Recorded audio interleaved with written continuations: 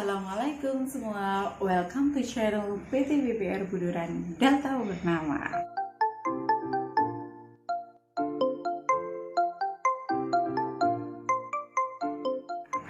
Sebelumnya saya mau memperkenalkan diri. Nama saya Ima. Di sini saya berposisi sebagai remedial.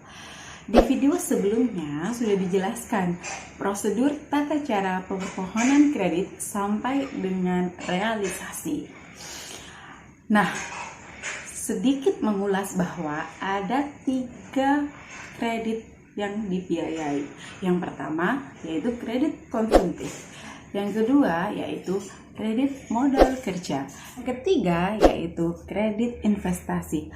Nah, ketika melakukan survei harus benar-benar sesuai dengan 5C. Apa itu 5C? Yang pertama, karakter. Yang kedua, capacity atau kemampuan bayar. Yang ketiga, capital atau aset. Yang keempat, kolateral atau jaminan. Dan yang kelima, condition. Jika dari 5C tersebut memenuhi syarat, maka dapat segera terrealisasi. Namun, ketika 5C tersebut salah satunya tidak dilakukan dengan sebenar-benarnya, maka pasti akan mengundang unsur resiko dan akan menjadi kredit bermasalah, di mana dapat diukur dengan tingkat kolektibilitas. Kolektibilitas di sini dibagi menjadi 5 macam. Yang pertama, lancar. Yang kedua, dalam perhatian khusus atau DPK. Yang ketiga, kurang lancar. Yang keempat, diragukan. Dan yang kelima ialah macet. Di video aku kali ini akan membahas tentang apa sih kredit bermasalah itu. Nah, apa aja sih indikasinya? Apa saja penyebabnya?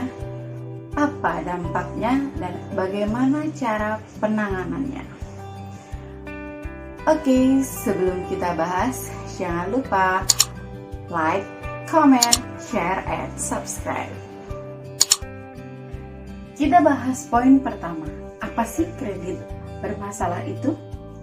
Kredit bermasalah ialah suatu kondisi di mana nasabah sudah tidak sanggup lagi membayar sebagian atau seluruh kewajibannya sesuai perjanjian, atau disebut juga dengan cedera janji, yang bisa disebut juga dengan wan prestasi, sehingga terdapat tunggakan atau adanya potensi kerugian yang memungkinkan timbulnya resiko di kemudian hari bagi perusahaan pembiayaan.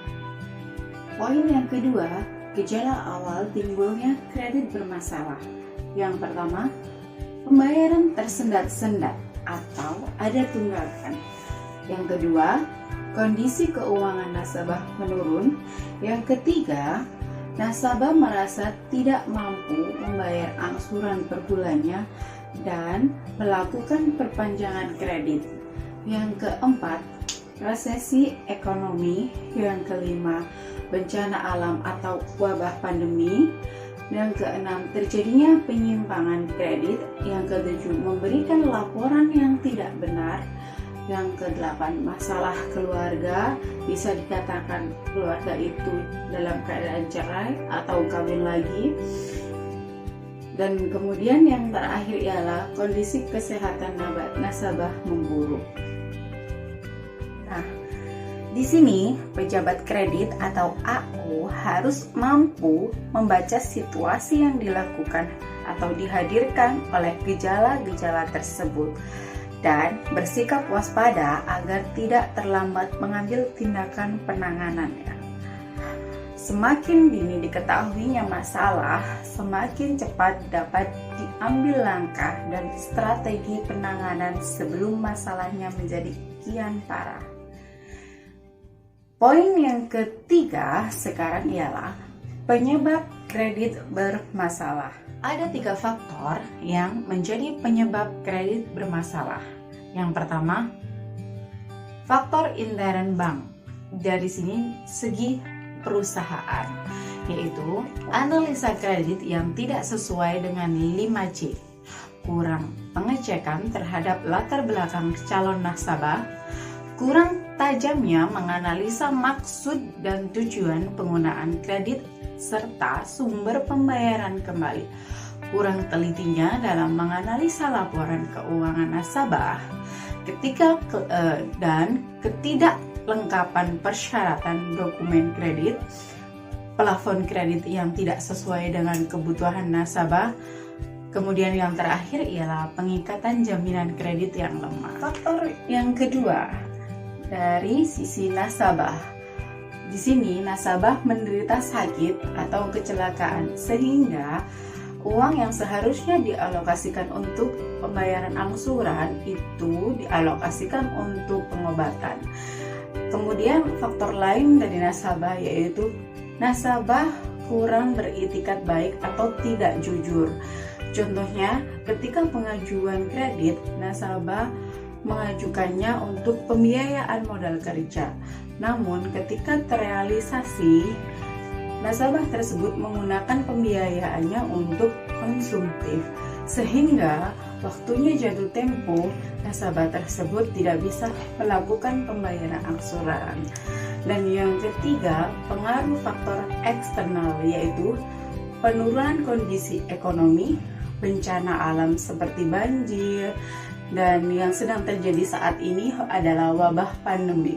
Bencana ini dirasakan dari semua faktor karena berdampak banyak yang karyawan di PHK, banyak usaha yang macet bahkan gulung tikar, dan banyak para investor asing yang tidak bisa masuk ke Indonesia.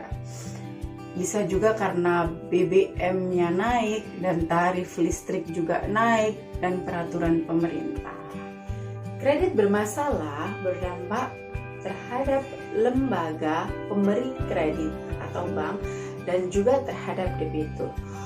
Untuk dampak terhadap bank yaitu di mana mengganggu kinerja dari pihak bank atau pihak staf bank, adanya biaya tambahan yang harus dikeluarkan, keuntungan bank berkurang, dan modal bank terancam tidak berkembang. Untuk dampak nasabah ialah di mana nama baik nasabah menjadi buruk di kalangan perbankan dan dunia bisnisnya. Apalagi jika menjadi kredit macet, maka akan masuk daftar hitam Bank Indonesia. Kemudian, nasabah harus mengeluarkan biaya khusus seperti biaya bunga, biaya denda, dan biaya pengacara jika sudah memasuki jalur hukum. Kemudian, hilangnya berbagai mungkin kesempatan yang harus diperoleh. Dan yang terakhir, hilangnya kepercayaan pihak bank. Untuk yang terakhir, poin terakhir di sini saya akan menjelaskan tentang penanganan kredit bermasalah. Di sini upaya penyelamatan kredit dapat dilakukan dengan beberapa cara, diantaranya sebagai berikut. Yang pertama, penjadwalan kembali atau bisa disebut dengan rescheduling.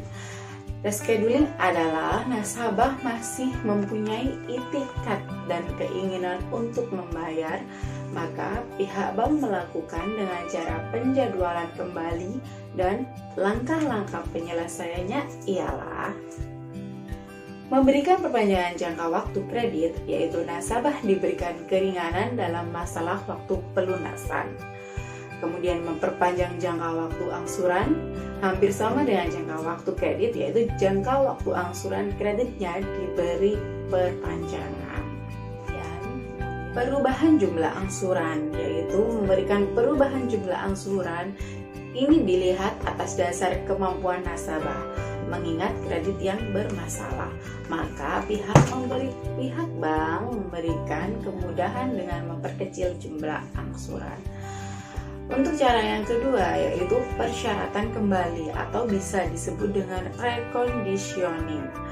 Reconditioning merupakan penyelamatan dengan cara perubahan syarat kredit, di mana yaitu antara lain yang pertama, penurunan tingkat suku bunga agar meringankan nasabah.